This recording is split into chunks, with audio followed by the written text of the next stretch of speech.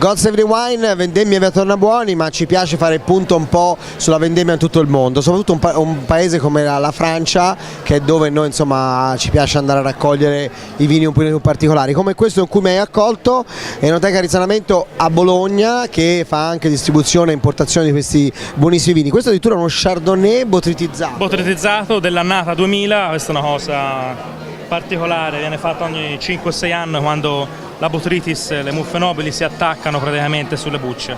Quindi ma sembra un Sauterne anche a livello di profumi, a livello...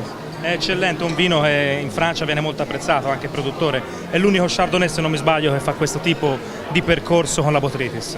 È il primo che incontro, quindi molto probabile che sia l'ultimo. Lui poi lavora tutto Chardonnay, chiaramente raccolto sempre in maniera tardiva, però sono vini poi da tavola, quindi le sue cuvée sono vini che si possono accoppiare in qualsiasi piatto di pesce, ma anche di carne bianca, polli, cose del genere. È qualcosa di impegnativo, perché comunque la persistenza di questa botrytis. Ecco, ma quindi Borgogna, ecco, com'è andata la vendemmia in Borgogna? Perché le uve sono quasi tutte in cantina oppure? Ecco. Sì, Borgogna è andata molto bene, le parti alte, Chablis a nord, sono già state raccolte, è un'annata di quantità e di qualità.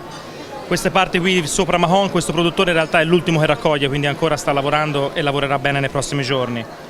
L'annata è buona, l'annata 2018 per loro è stata una grande annata, ma un po' in tutte le parti, anche il Sancerre ha ricevuto, loro hanno smesso di vendemmare aerei, hanno fatto un'annata di grande quantità e di grande qualità. Sono andati così avanti, quindi anche la maturità senza perdere freschezza. Quindi insomma, che questi vanno comprati, quando saranno sul mercato il 2018? Quelli più...